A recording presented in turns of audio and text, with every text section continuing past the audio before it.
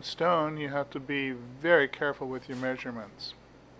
And notice the bottom of the nose on those calipers is equal to the tip of the nose on the stone. You have to reduce it very slowly, very carefully. You cannot be clumsy about that. Take that nose off very slowly. So I'm being very careful. Now this is the beginning of the profile method. The profile method is I'm getting certain points established, like the nose. That's not going to change very much. And then I'm going to draw the profile. There you see I'm looking at the profile, and I'm doing that by the shadows. There are two basic profiles to notice. Now you see on the photograph on the right, I look at the main profile, and then as I start to turn it, I can see how the shadow breaks. If you see the line on the right, how it starts breaking as opposed to the line on the left. And then as we turn it, we slowly use the shadow as our profile. So the shadow becomes a profile.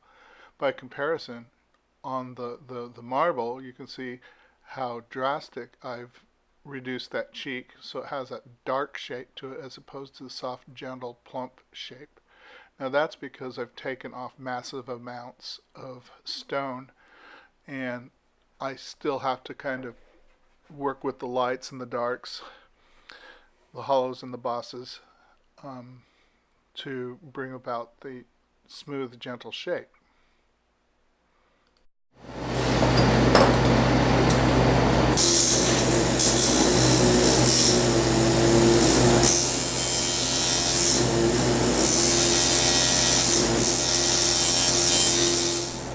Again, I'm taking careful measurements and taking my time. Once you've taken too much nose off, well, there's no putting it back. And when it gets out like this, it likes to break off, so you've got to just take your time.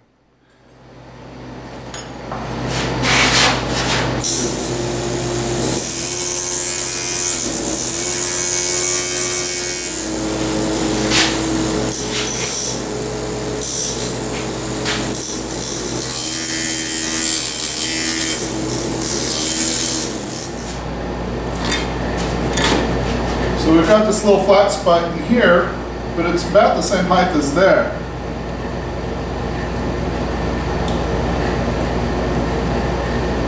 But this is a different rate, different slope. See that slope there? See that slope? We're going to take that, increase the slope there, increase the hollow.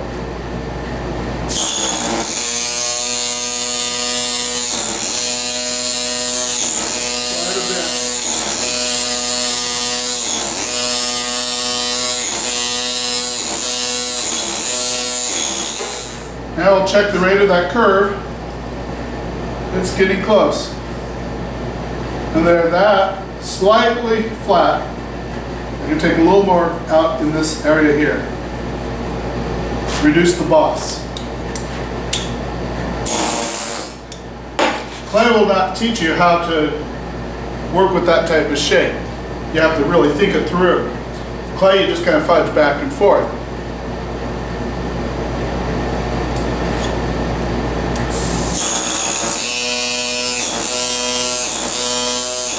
So it really teaches you to pay attention. Increase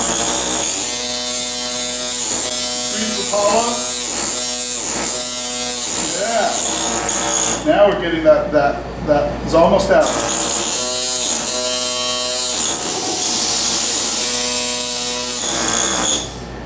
This is like taking dumbbells,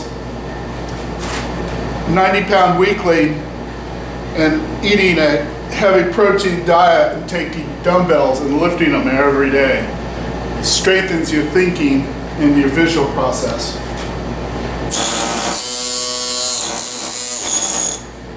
I'm looking for the rate of way the light changes. I can't do it with this multiple overhead light, so let's change the light.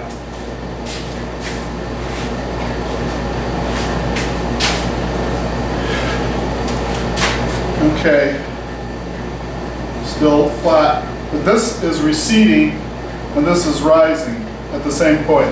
So if I take my calipers same point that is rising, draw a line, that's where it should recede.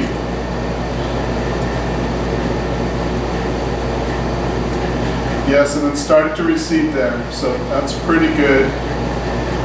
But this has a little steeper angle. This angle goes more like this. This angle goes like this. So we pay attention to the rate of the way the light speeds. See how this is a little darker? It's a little lighter. Whereas the light is over there. This type of sculpting, the sculpting will change your confidence.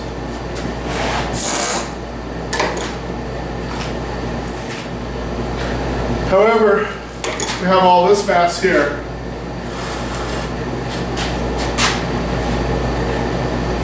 Kind of looks like Medusa's hair right now. But this gives me a lot of material to work with. Now I can also compare it by the light that falls over on the profile. We go to the profile. Everything seems to be working out just fine.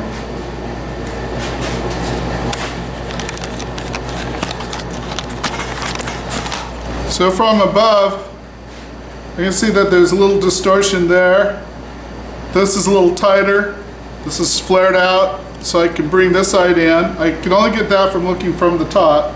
So I'll work with this and try to bring this equal to this symmetrically to that. This, all of this material in there has to be removed. This is hollowed out a little bit more. This is hollowed out a little bit less. This will be time consuming, so we're not going to really watch. But I can take my pencil and scribe a line. And see that this one is a little more concave, and this one is a little less. See, this is a little flatter, straighter, and this is a little bit rounder. So that could also be a result of astigmatism that I have, that I tend to scrunch stuff up on this side and tend to make things flatter on that side. I don't know really what the cause of it is, but I tend to do that.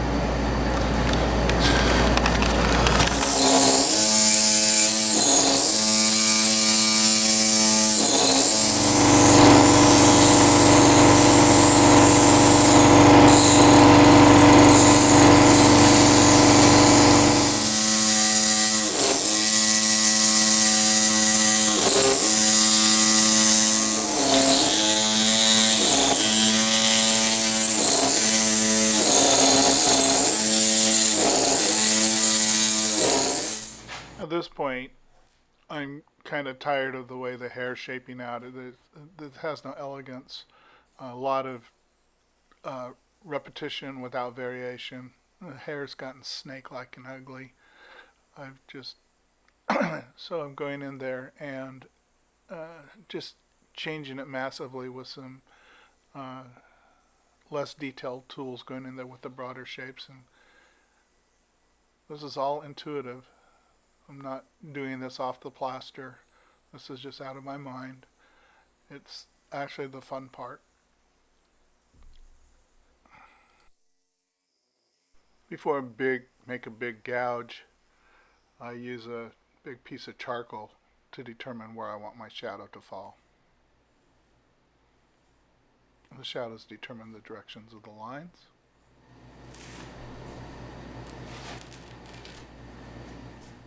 Again, I'm working with a larger tool, eliminating frivolous details and going in there, and I'm just going to break off a lot of that ugly hair.